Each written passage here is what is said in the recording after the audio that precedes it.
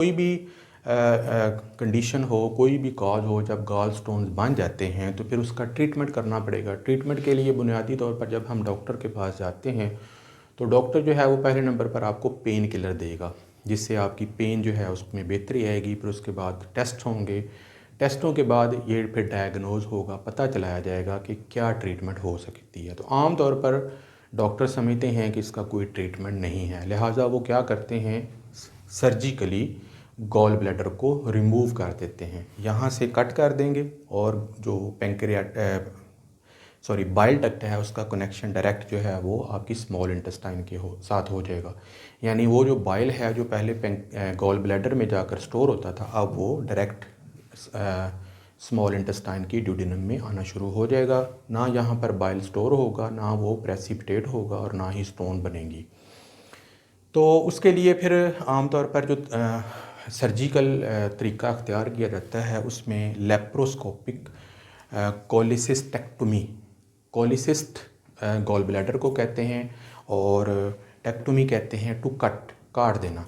तो इसमें लेप्रोस्कोपिक में आमतौर पर पेट के अंदर 3 या 4 होल्स, सुराख किए जाते हैं, जिसके ज़रिए इंस्ट्रूमेंट डालकर सर्जन जो है वो अपने हाथों से मैकेनिकली गॉल ब्लैडर को यहाँ से कट कर देगा और फिर उसको बॉडी से रिमूव कर देगा। अगर ये चीज़ पॉसिबल ना हो मोटापे की वजह से या किसी और रीज़न की वजह से, तो डॉक्टर ओपन कोलिसिस्टेक्टोमी भी कर सकते हैं, जिसमें एक लंबा या बड़ा कट लगाकर पित्ते को, गॉल ब्लैडर को रिमूव किया जाता है। और अगर मरीज़ बहुत ही ओल्ड है और वो इस कंडीशन में नहीं है, मेडिकल कंडीशन इस तरीके की हैं कि उसकी ये सर्जरी नहीं हो सकती, तो फिर डॉक्टर दूसरे तरीके अडॉप्ट करते हैं कि किसी तरीके से जो स्टोन्स हैं उन्हें रिमूव किया जा सके या उनको ब्रेक किया जा सके या किसी और मेथड से इस प्रॉब्लम को हल करने की कोशिश की जाती है। बाज़ औक़ात डॉक्टर जो हैं वो एंडोस्कोपी भी करते हैं। एंडोस्कोपी में स्टमक के ज़रिए एक कैमरा और वायर भेजी जाती है और वो जो डक्ट होती है, ये जो कॉमन बाइल डक्ट है, यहाँ से गुजार कर स्टोन्स को अगर वो छोटी हों तो रिमूव कर दिया जाता है।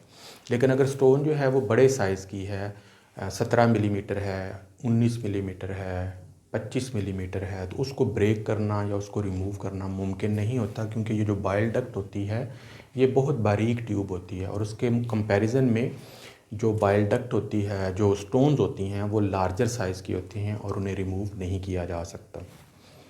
तो एनी हो, बेहतर तो ये होता है कि जब तक अगर आपको सिम्टम्स प्रॉब्लम नहीं कर रहे, बार बार गॉल ब्लैडर अटैक नहीं हो रहा, तो फिर तो कोई वरी करने की बात नहीं है। आप अपनी डाइट को बेहतर करें जिसमें कोलेस्ट्रॉल कम हो, फैट्स कम हों, हेल्दी फूड खाएं, बैलेंस्ड फूड खाएं, तो फिर तो कोई इशू नहीं है। लेकिन अगर वो गॉल ब्लैडर अटैक हो रहा है, गॉल स्टोन जो हैं वो नेक के अंदर आ रही हैं, तो फिर इसके लिए ज़रूरी है कि एज़ सून एज़ पॉसिबल, जब भी आपको फिजिबल हो, तो आप इसकी सर्जरी करवा के गॉल ब्लैडर को रिमूव करवा सकते हैं।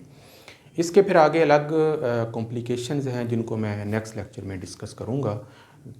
आफ्टर सर्जिकल रिमूवल के बाद भी कुछ जो हैं वो साइड इफ़ेक्ट्स होते हैं जिनको देखना होता है डॉक्टर। तो असल में जो बेसिक डॉक्टर है वो सारी चीज़ों को, आपकी हेल्थ कंडीशन के, आपको डायबिटीज़ तो नहीं है, क्या आप मोटापे का, ओबेसिटी का शिकार तो नहीं है, या कोई और ऐसी मेडिकल कंडीशन नहीं है, उसके मुताबिक फिर ये फ़ैसला किया जाता है कि गॉल ब्लैडर को रिमूव किया जाएगा या कि नहीं किया जाएगा, या कैसे इस मसले को जो है वो ट्रीट किया जाएगा। लेकिन मोस्ट ऑफ़ द केसेस में जो सर्जन्स होते हैं, वो डॉक्टर्स होते हैं, वो इसको रिमूव करवाने का मशवरा देते हैं। उससे फिर स्टोन्स बनने का ख़तरा ख़त्म हो जाता है और इस प्रॉब्लम से परमानेंटली जो है वो हमें निजात मिल सकती है। आज के लिए इतना ही, नेक्स्ट लेक्चर तक के लिए इजाज़त दें। अल्लाह हाफ़िज़।